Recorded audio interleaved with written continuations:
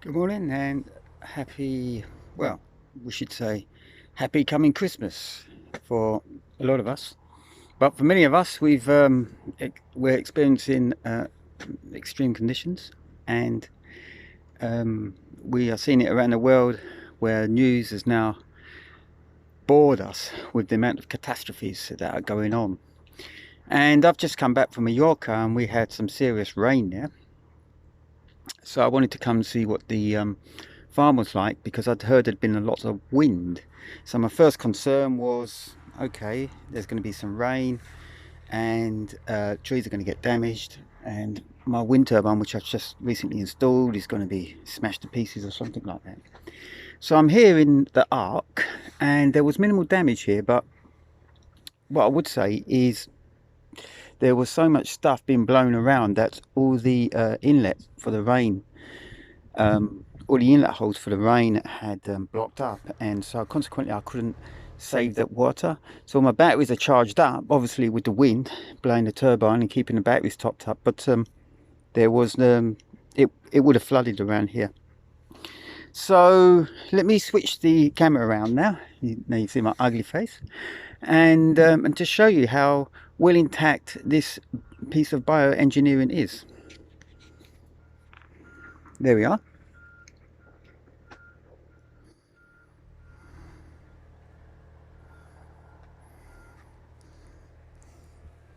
So I'm hoping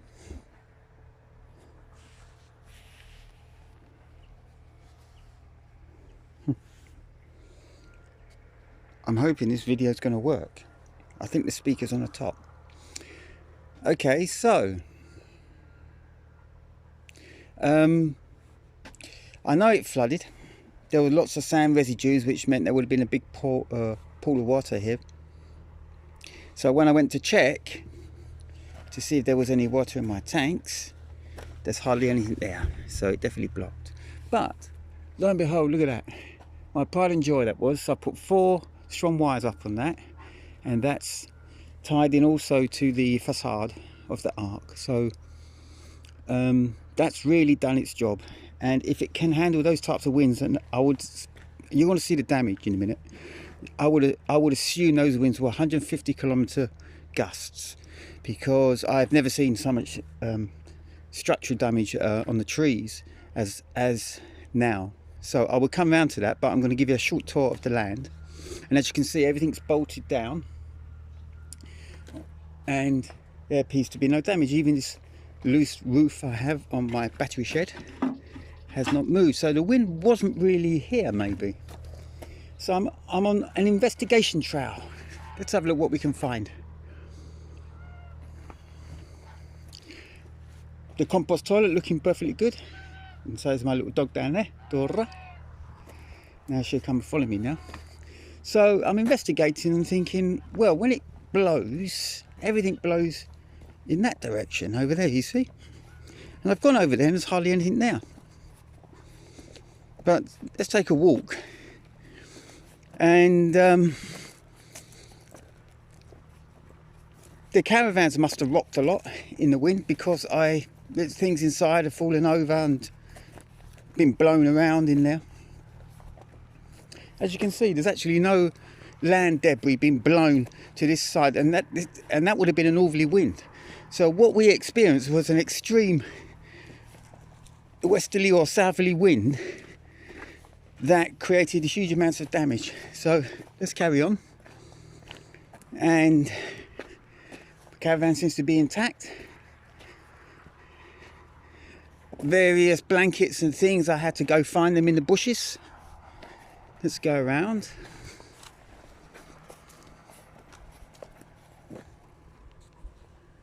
Hello. Just checking to see if it's still working. And a couple of beehives. The one on the right here have toppled over, so there was a little bit of wind, but they're empty, which means they're quite light. This one's also a dead hive. So I went to check my other hives, and these pine trees seem to be okay. And none of these had, all these are empty as well. These are all dead hives. None of those have shifted. So I'm now going to check my hives with bees, and thank God I still have some bees and they're working. So that's quite heartening. I'm going to just walk past these bees who've probably been battered and find what debris has been blowing in this direction. So this would have been a westerly wind for sure. Now I know what that is. That was a lid, part of a lid of a box that I had a load of knives and forks in, and I was using it as a paperweight, and I'll explain that. And here she comes, here she comes.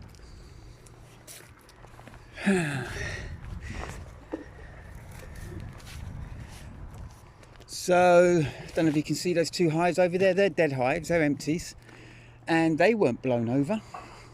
And yet when I just look over to the other side of the wall, yeah, you see that? I mean, that's not light, but it's not heavy either. It's empty. And here is one of my apple trees, which have completely snapped. And I'm wondering whether it actually died and it was dying back, and that's the reason why it becomes so brittle.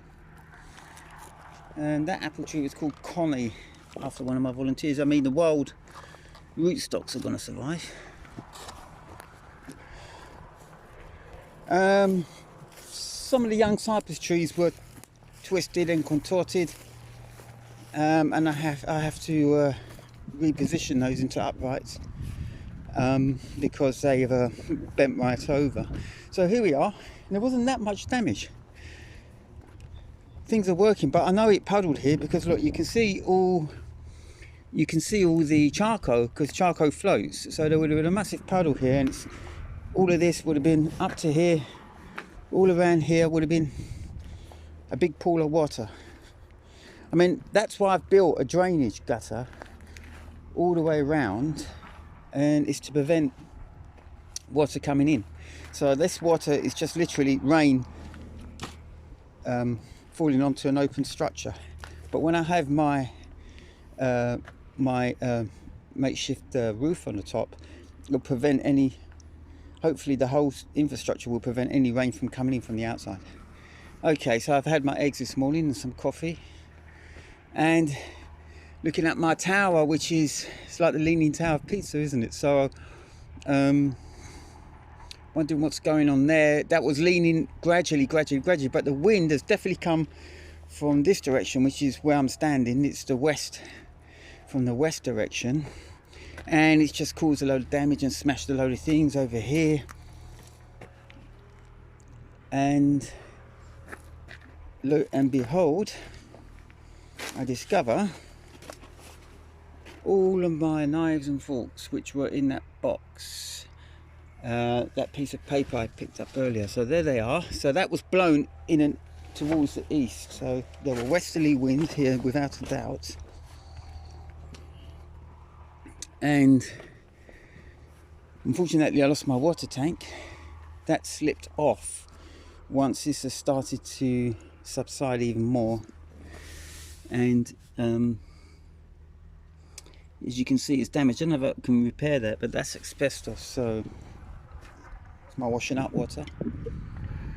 So these things I've got to take into account, because if I'm going to redesign, I have to redesign for a wind, for chaotic extreme conditions in the future. So it's like they're one-offs, and this will prove, this here for instance, look at that. So that wind came from the south and the west, so it was an African wind. There we are. And yet, let's take another look. Where does that olive branch come from? Could come from anywhere. Let's carry on looking on our investigation trail. And we can't see any real damage here. That could have come from a distance. There's my bullseye target. That was over.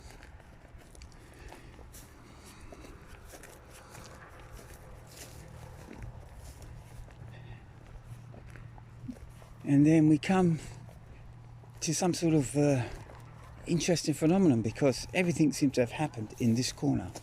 So quite a bit more olive branch snapped off, and carob branches, which are naturally brittle anyway. And this is one of our biggest carob trees. And the swirling winds here, the gusts must have been tremendous. I can see what's gone on over there on my neighbour's plot, and the wind has blown all of this in his direction. So he's in direction north. So these winds are definitely coming from the south, and that's all my stuff there as well as his. I can see his carob trees have actually been trimmed up a bit. So he's been working on the land to clean up his own damage. So here we are. I mean, it's an amazing amount more light when this sort of thing happens. It just opens up the whole area. And branches, wow. Some of these are really nice trees. So there's a massive branch come off there. Yep. And there it is on the ground, blowing in that direction, which is northwest. So the wind does swirl as well. And then we have massive pine tree here, which has come down. I'm obviously going to try and use them for building, so I'm going to have to trim all of that up, make charcoal out of it, and then use the trunk for building projects. And there's my poor medicinal eucalyptus, which luckily has a very flexible trunk. And something like this happened before, but look at that, the pine tree is leaning on top of it. There's a lot of wood here. So when you think about deforestation that's going on, you think how much wood there is in just in just one tree. Yeah, that's just one tree falling down there. The amount of wood on a small pine tree like that, and then you think they're knocking out the size of a football field every minute, or I can't remember the stats, to be honest, down in the Amazon forests. So I've come here and it's like, wow, where does all this light come from? And this carob tree, again, brittle wood. It's a big trunk, there's a big section there on the floor. And that's a good carob tree. It produces a lot of carob for me. So then I come over here. So this is where all the main damage has been done, which is really interesting, because that tree indicates that the wind came from the east, because it's blown it over in that direction. I can't believe my neighbour has moved that. He has cut the tree in half and thrown half of it down here in the dry riverbed. As you can see, he's sawn that, and he's been trimming that up. But that tree has rocked before it's fallen, and I would say that its natural inclination would be actually to fall in this direction, because there is very little root system on shallow soil over on this side. So most of the roots would have penetrated towards the soil on that side, so which means it's got more stability, and eventually what's going to happen, the wind is just going to rock it, and it's going to tumble on the side with the weakest roots, opposite the weakest root system. So have a good look at that. That's how pine trees live in very rocky environments. They can literally send that lateral tap roots. These roots, they grow along the rocks and until they find water. So they don't go straight down as you'd find in temperate climates. The tap root is just spread out like a huge underground hand. But I can see in the distance here that there's been massive damage over on his land. Look, he's lost another 2 carob trees over there. And I wonder if he's lost his fig tree. That's a nice little spot for me every time I pass it. So here we are. All this amazing new light that's come into the system. So something to observe as a permaculturist. And there is another tree. to come down. I can only imagine it would have been swells and gusts that caused all these trees to fall down. And why on this corner? Because probably it's one of those corners where you get lots of swells and gusts of warm rising heat coming from the lower part of the dry riverbed,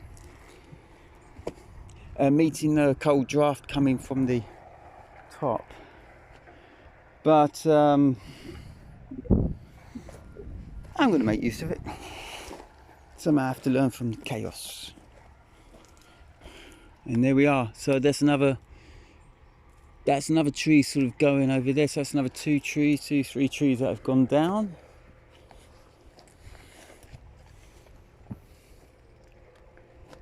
I can't, it's really weird because it's a bit like I can't recognise my own land.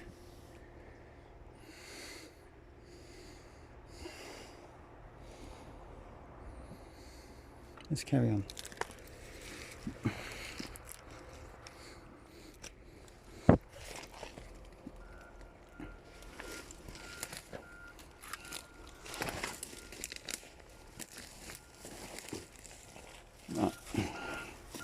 Right. So we've got some trees to clean up here. And that's why pine trees go down first, because they don't really break the rock structure. They just look for crevices and spread their roots out laterally. And whereas most of these slow-grown olive trees, even almond trees, probably break up the rock structure underneath it. So there's another tree gone down there, and it's a huge branch been blown in this direction from an olive. So where does that come from? Yeah. And it's come from this tree. Alright.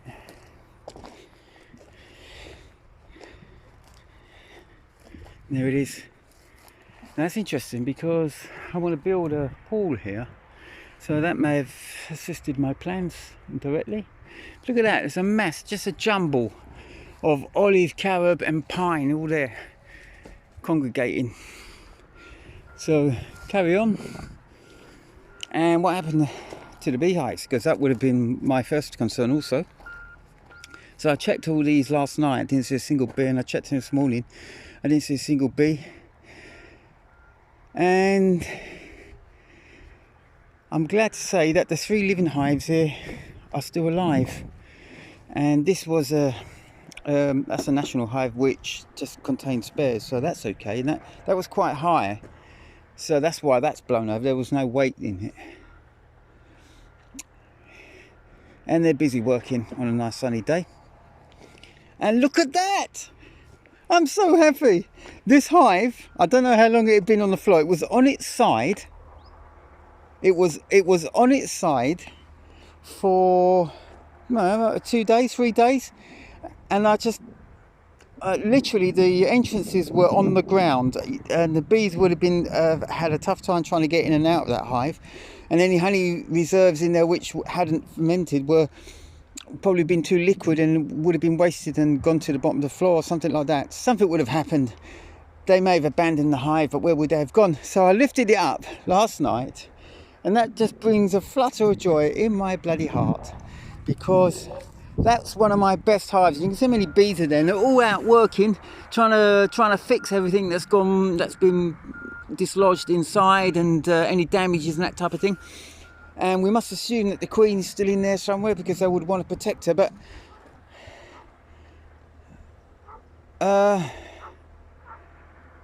they cleaned up all those dead bees that were at the bottom as well. And yeah, and I have to check that though. I just need to double check something to make sure they're not robber bees, because I've had so many this year. And robber bees are very clever, you know, they sniff out a dead hive very quickly. So if that hive, sorry Pete, if that hive was dead, these are robber bees. But I'm convinced, because it was quite a strong hive, I'm convinced that's the hive that's restored itself, even though it was on its back. So I need to check that. So I've got a lot of work to go on with here. So that's it. I'm gonna call it a day, and all these things seem to happen when I go and take a break, when I leave the land. It's like my magic keeps everything together, and as soon as I go away, I'm beset with catastrophes. Adios, amigos.